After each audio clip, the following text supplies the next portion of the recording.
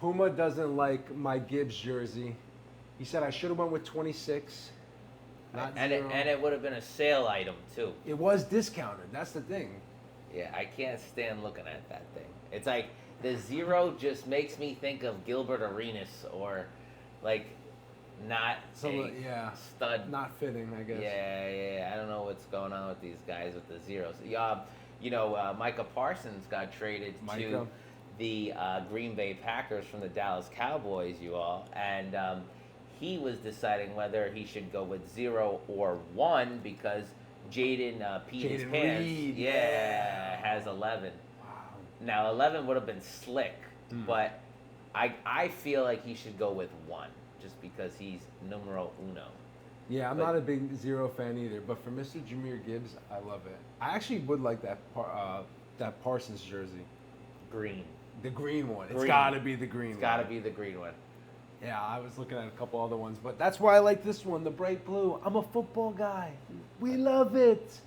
Anyway, welcome to the Fantasy Wise Guys. We are here. It's the last weekend before our major draft weekend starts. I am Mike Meals. Joey Puma. The man, the myth, the legend. He's getting hot. He's drafting. He's in the zone. Always. I try to be, At times, you think to yourself, you're like, you go into a draft with a plan, but then sometimes the plan gets alternated, And all I'm saying is going into this biggest week of draft weekend, have alternative plans.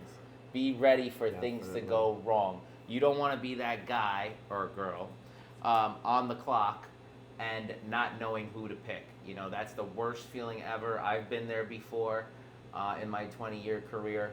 So you don't want to feel that way. So be prepared.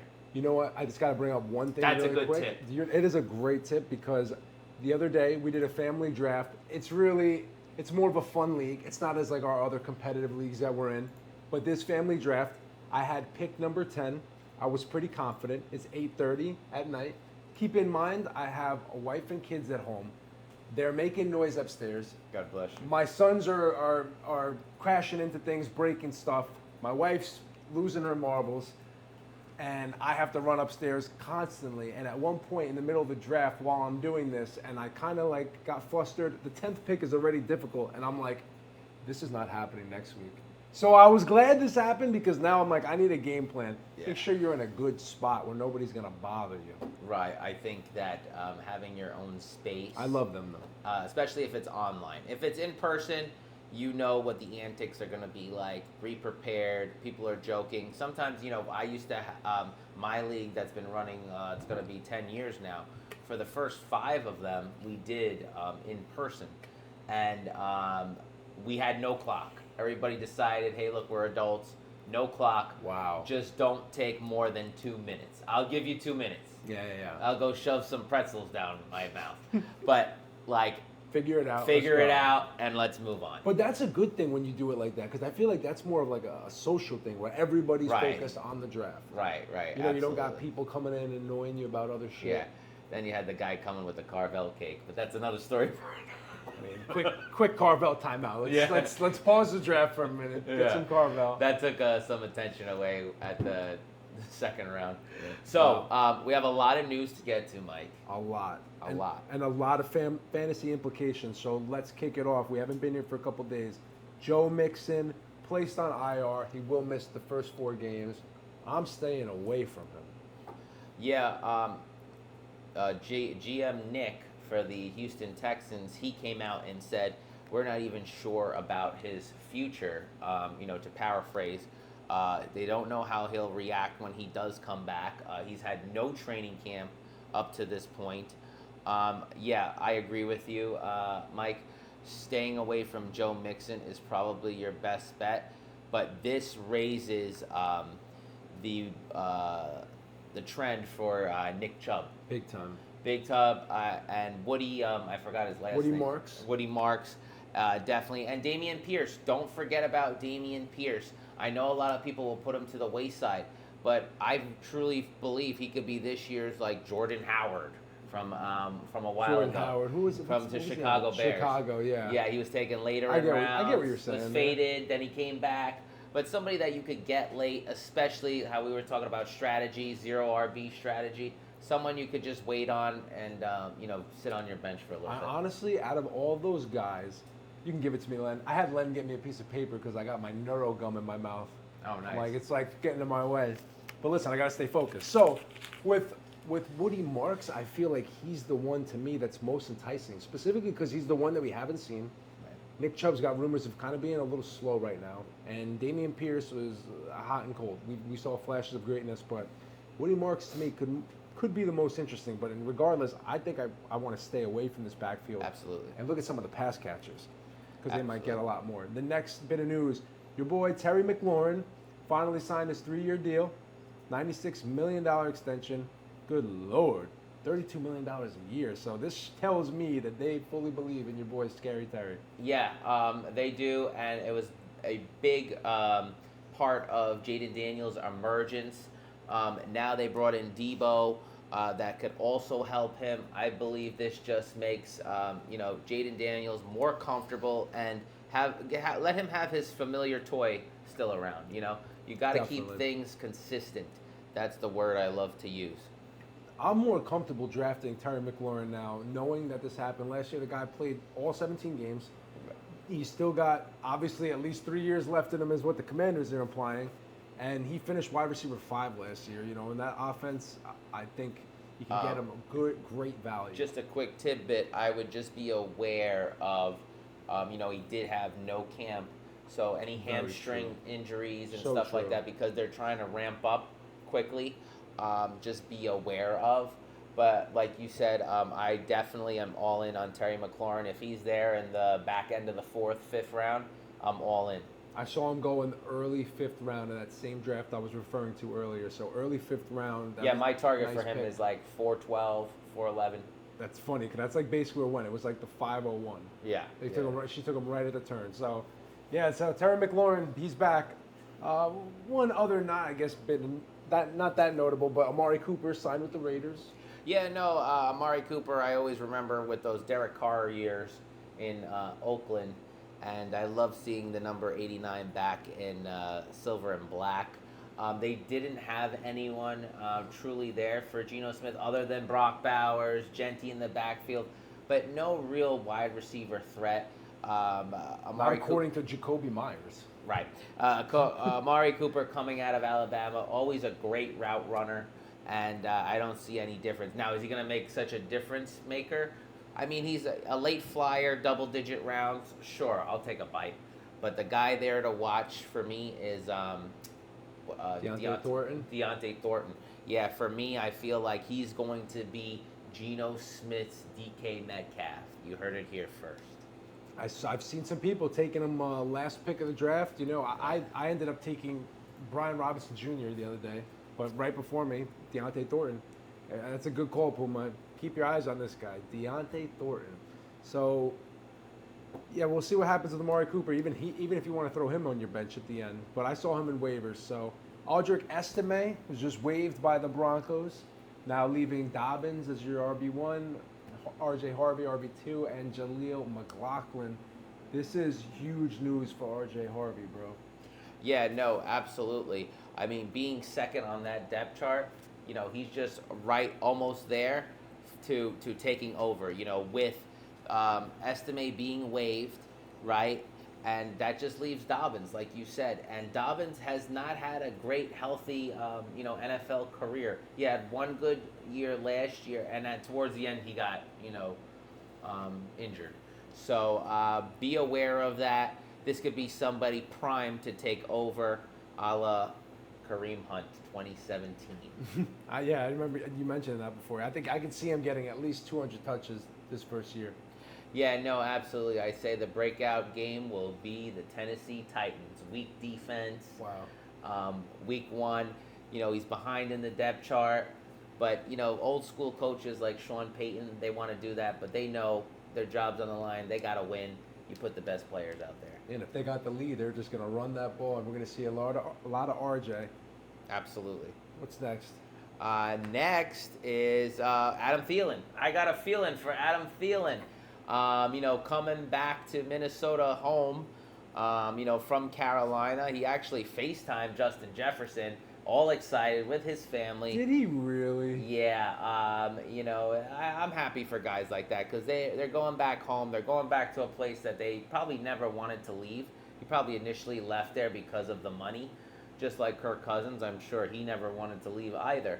But you got to do what's best for your family.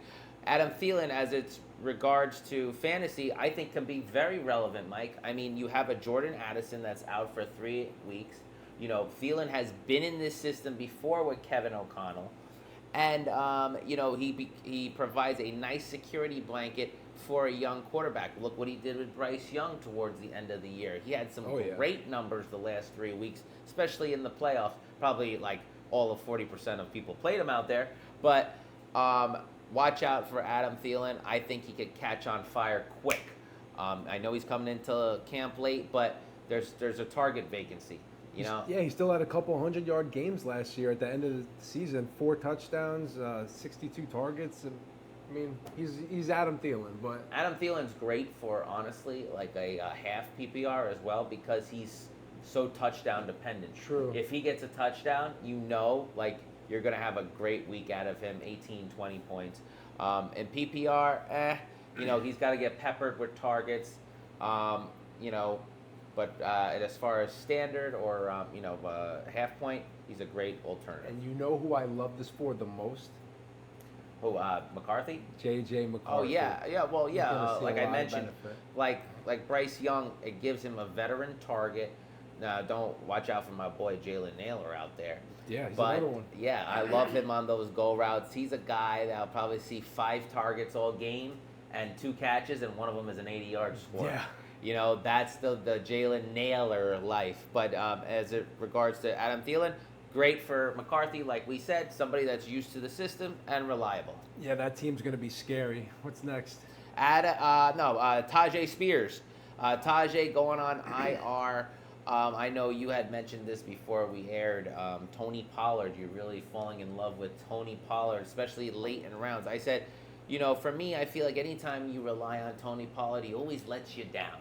That time he was behind Ezekiel Elliott, and then he took over. He was great. Then when he was the guy, he did nothing. Goes to Tennessee last year, had a nice year. He did okay. Especially with Will Levis, who's a real, not a good quarterback. Tony Pollard did okay. I would just recommend him possibly as an option, maybe the 6th round, as a, if you go 0 RB strategy. Yeah, what if you go 2 RBs before him and you get him as your 3rd RB? Yeah, it's a great pick. Not a bad option. I just feel like at that turn, maybe the end of the 5th, 6th round, I'd rather have somebody with more upside. Well, last year, still, Tony Pollard still finished with 200 points, 317 opportunities, almost 1,300 total yards, and 5 touchdowns with Will Levis. 16 games played. Only finished RB 22, but again, now they got Cam Ward. Even with Tajay Spears going, they haven't signed anybody notable to their running back squad.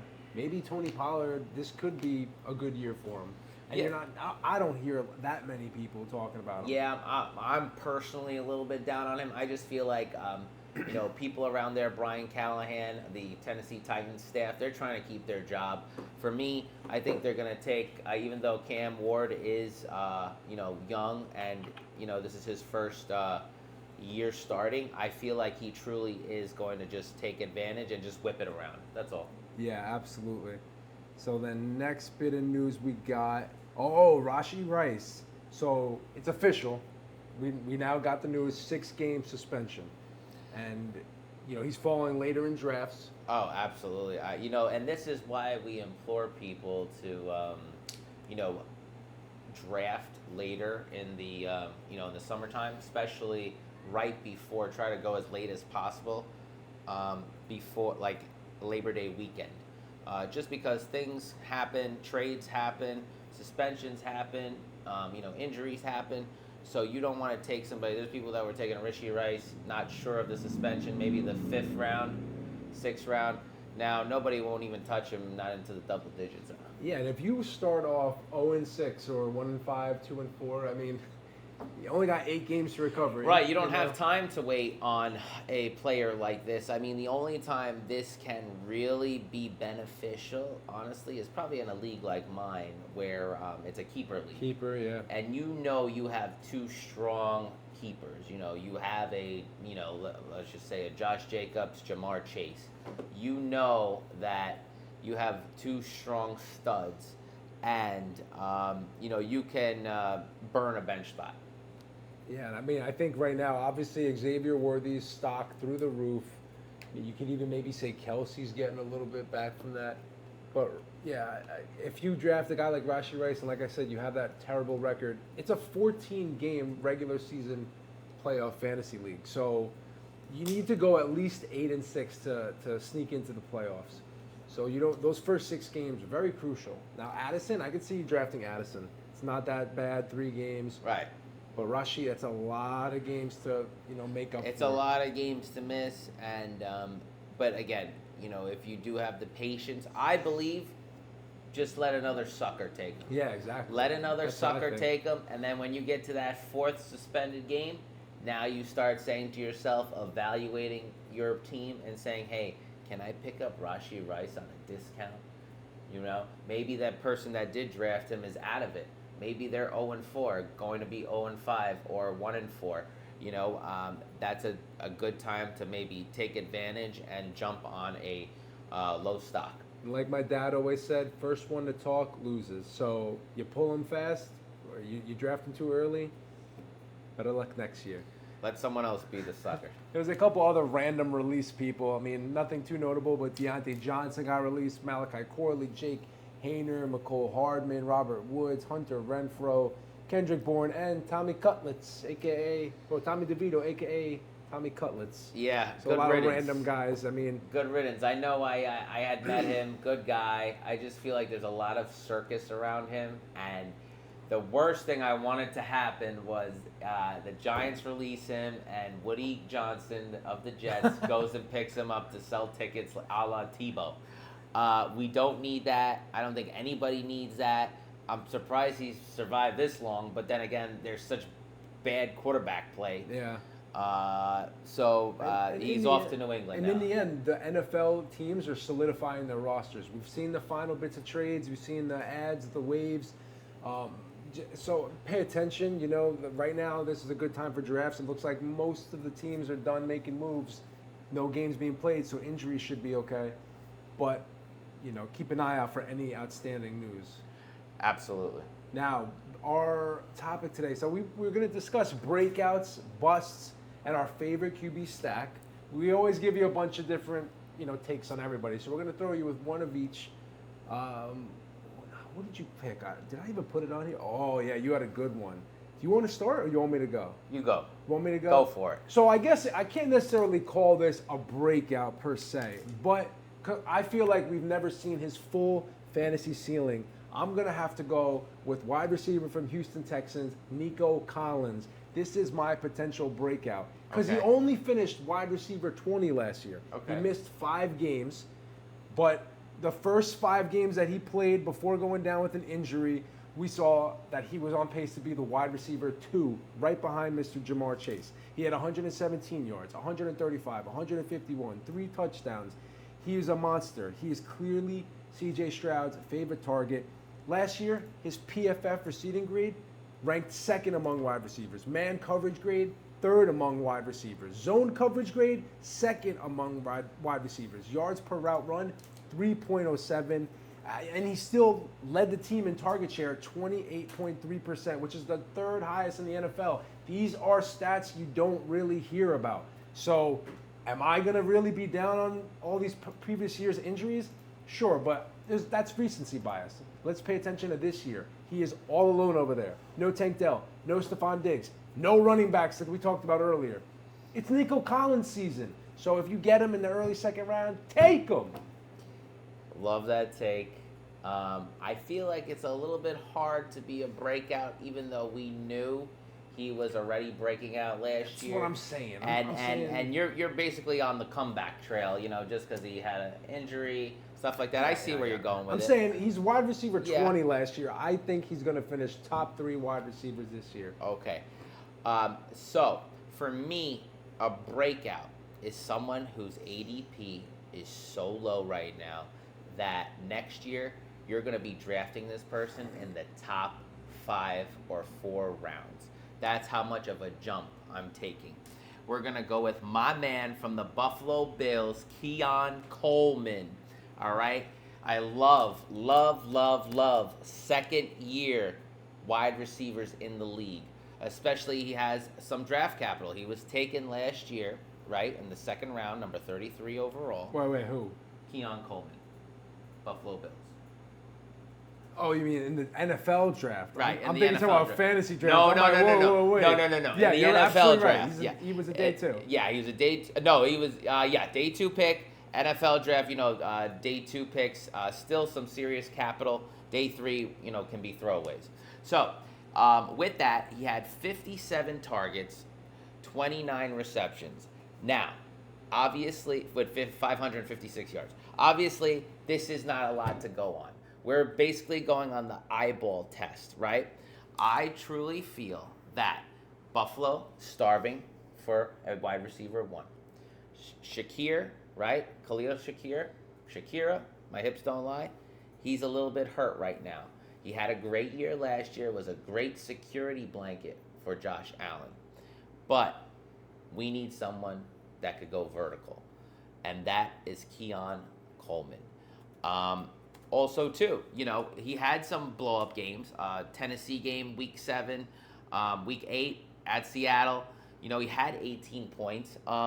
He didn't put up anything significant, right, earth-shattering, but this is a second year, another year to be with Josh Allen, and I really feel the Buffalo Bills are going to go far. And let's not forget, they have a top 5 easiest schedule in the league after the Atlanta Falcons.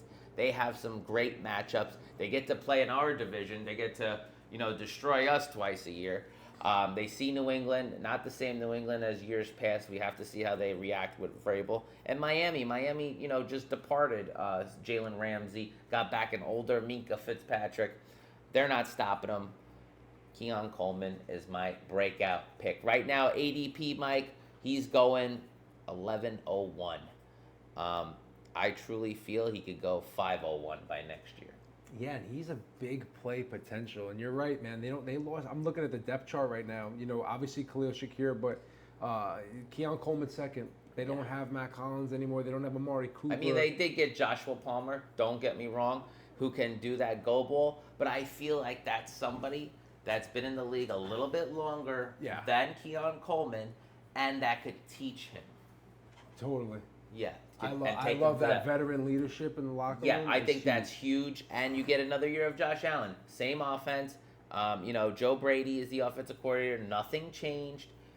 I think Josh Allen could take advantage of his big play capability. And he's making all these catches in training camp.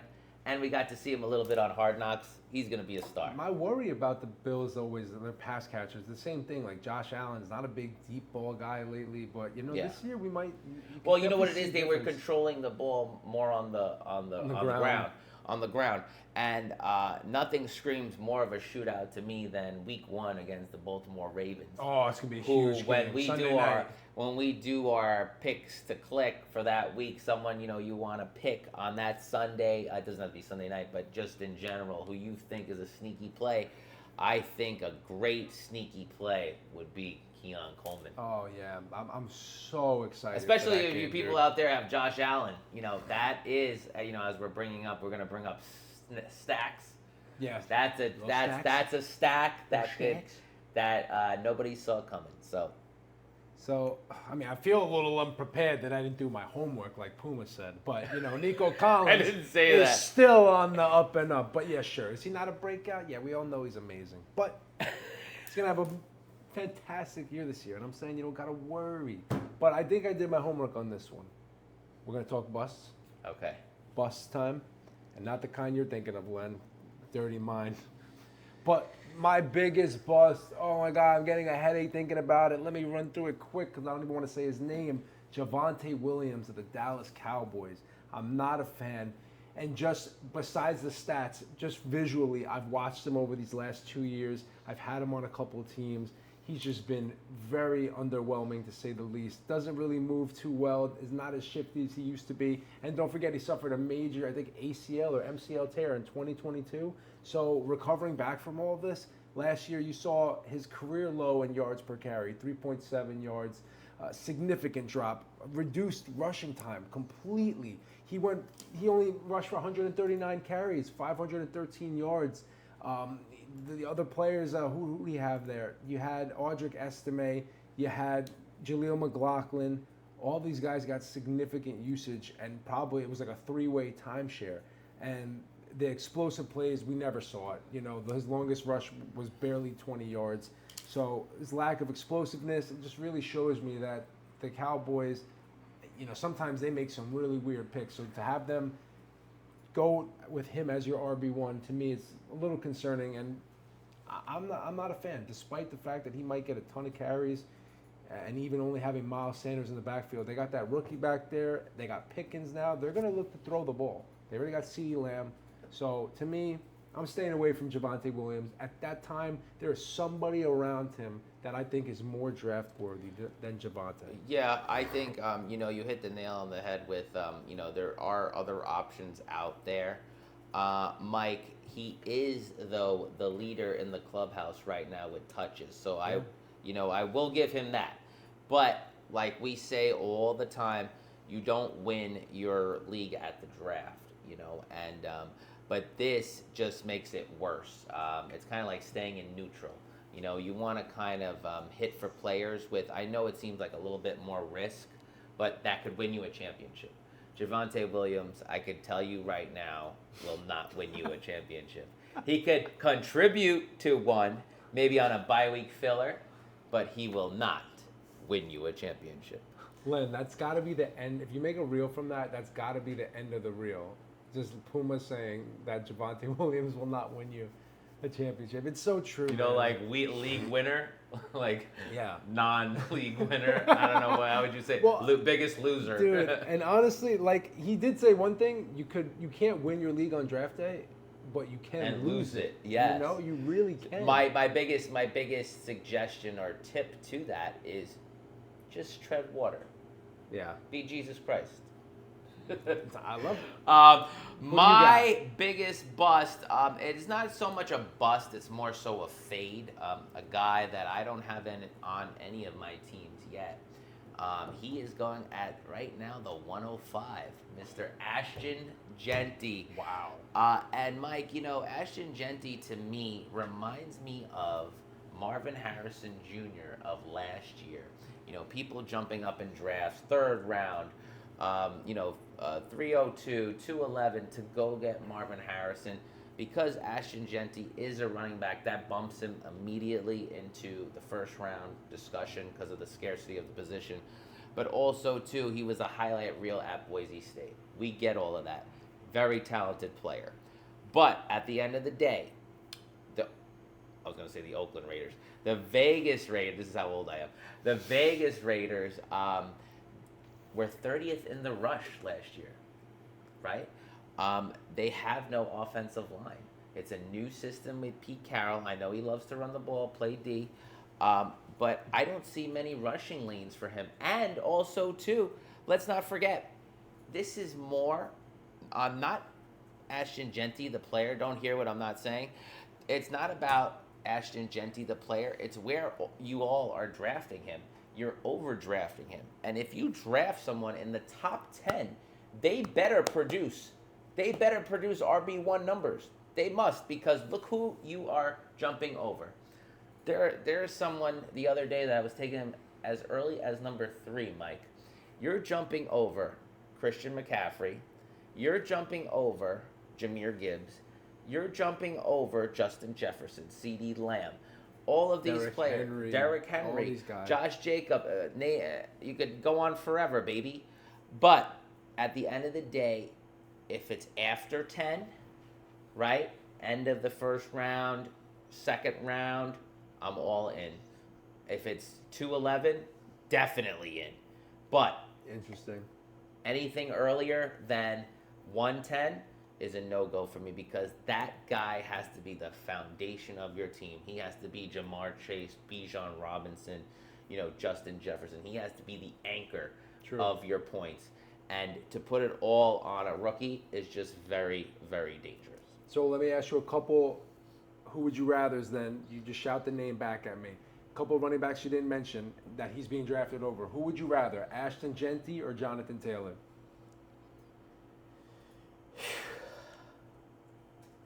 This is gonna be wild. Jonathan Taylor. Same. That's not wild. Ashton Genty or Chase Brown? You're not gonna like me, Chase Brown. I agree. It's not that I don't like you. What I love you. You know what it is also too. A lot of people have to use this perception of connecting the dots, right? Where I have a problem with Ashton Genty, where I would take him over, Devon Achane. Yeah, that's a good call because he's Right? injured right now. Right. Where it starts to get dicey are guys that you could really rely on good offenses. For instance, Kyron Williams. Who would you rather? I'd still have to go Kyron. Right, because it's on a good offense. They're going to score a ton, and he's going to be involved. McVay loves the running back, just like Steichen of the Colts, right? These guys are going to be involved. With the Raiders, you're playing against great defenses. Probably 80% of the time, they're going to be losing, Mike. Denver, Kansas City, the Chargers. They got to play them twice each. They're most likely going to be losing in these games. What does that entail? Throw, throw, throw. So why you think I talk about my boy Thornton, right? Brock Bowers, those kind of guys.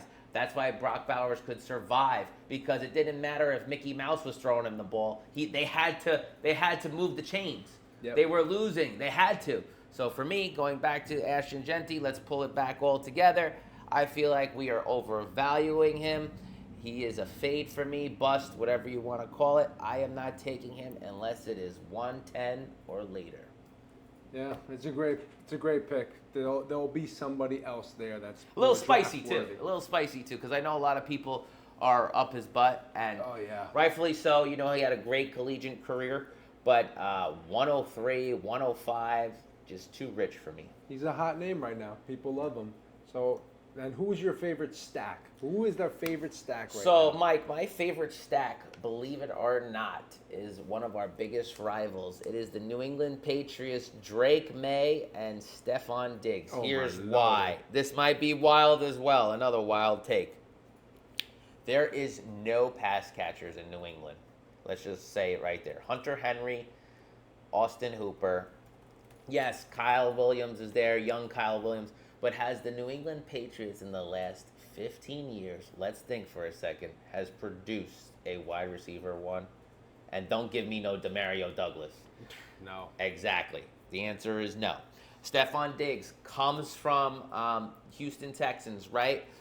Before he got hurt, Mike, he was a top 10 wide receiver. I had dudes I was trading him to in my keeper league for a second-round pick, Mike. No, he looked great. He looked great. His air yards wasn't there, but between the numbers, in the red zone, he was getting that tutty, right? He has a knack for the end zone. He's a veteran, and this situation reminds me of a young Josh Allen, and the young Josh Allen needed someone to pair with to take that next level.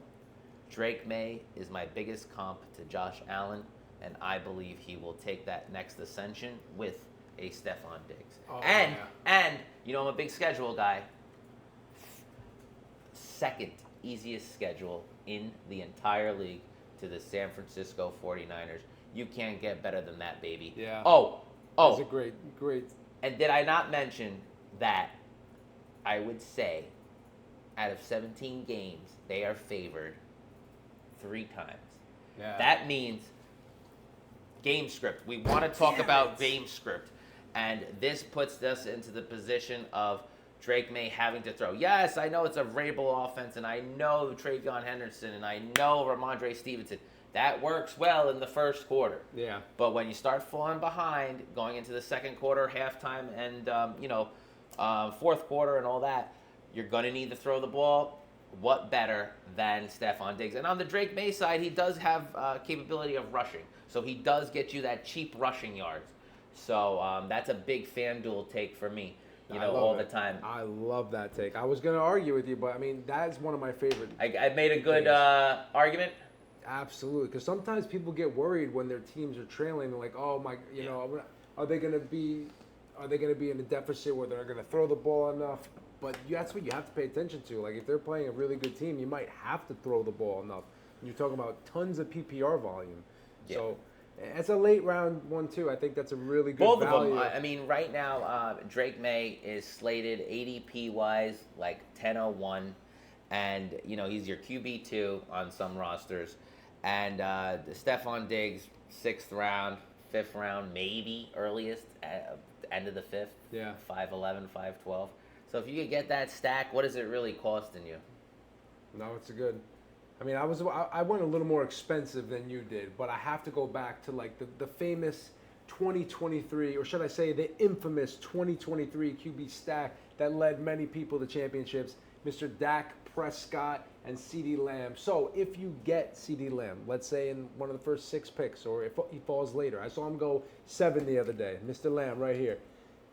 If you get him, look to target Dak in the late rounds. Right now he's going around 9th, 10th round, maybe earlier in some leagues if they're smart like us. But this leaves you plenty of time to load your team up with skill position players. We mentioned it before, Javonte Williams in no backfield. The Cowboys are going to be forced to throw the ball a lot because their backfield sucks. They got CeeDee Lamb there. They got Pickens. I also like adding Pickens as like your 3rd wide receiver, and you have that little side stack by getting Dak Prescott. So wait, having all 3 of them? No. I'm saying if you don't get CeeDee Lamb and you get a chance down the line to get Pickens and then Dak Prescott.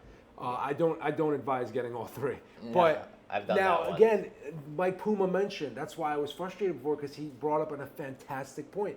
If, like Dak Prescott, they have a pretty tough schedule. They're going to be forced to throw the ball a lot, and we already mentioned the lack of running back position.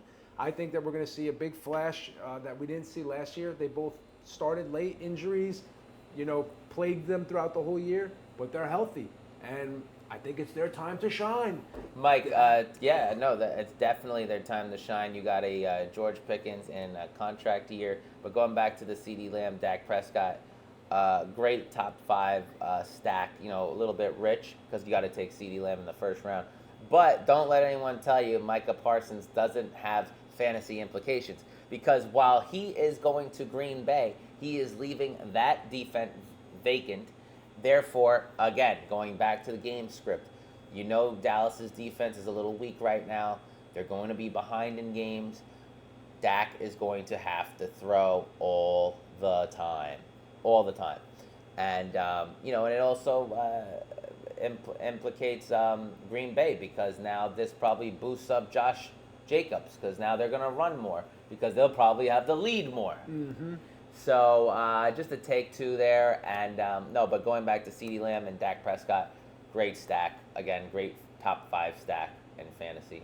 One of my really sneakiest ones, I'll just throw it out there, Trevor Lawrence and Brian Thomas Jr. That's actually another expensive wide receiver pick. What about Josh Herbert or Justin Herbert and Ladd McConkey? Is that a nice one? You like that? 3rd round Ladd, 9th round. You see, so Herbert. Like it starts getting a little iffy there, because Chargers are actually a good team. Yeah. And that team, by week 4, is going to be running through Amarion Hampton, right? So that's the kind of team where I know Ladd McConkey will still put up because of PPR and the yards and stuff like that. But in terms of Justin Herbert, especially now that they brought in Keenan Allen, Jim Harbaugh has made his career in this league, spreading around the ball. Just think back to when he was with San Francisco. Those Frank Gore, Colin Kaepernick runs. Don't be surprised if you see Justin Herbert run a little bit more like he used to coming out of college. But Jim Harbaugh loves to play defense, loves to run the ball, try to control the clock. very Bill Belichick-esque of the mid-2000s. So we'll see. Not too up and up on the Charger stack, but the Cowboy one, I'm definitely a go. Wow. That'll about do it. I mean, we had a great episode there. Make sure you keep tuning in. Also, if you watched all the way to the end of this episode, I'm glad you did. If you have any questions or need any advice and you want to shoot us a message or leave a comment, we will gladly get on a one-on-one with you and just help you and guide you. Look at your team, maybe your draft. If you're in a dynasty league and you already know that you have a draft coming up and you know which pick you are. Yeah, it's like Kumon here, you know. Reach out to us, you know. For now, it's free, so you better take advantage of it while you can. This is our inaugural season, so take advantage. Use us as a punching bag, you know. Get out what you got to get out, and you know, we'll answer them as soon as we can. And hopefully, we'll have a great fantasy season. Good luck to you guys out there with your drafts this weekend. You know, and the best advice I could always leave you with is be prepared. Lion King. That's good. This was a great episode, man. It really was. Thank God. So make sure you like, comment, subscribe. Fantasy Wise guys, Mike Meals, Joey Puma, master your game.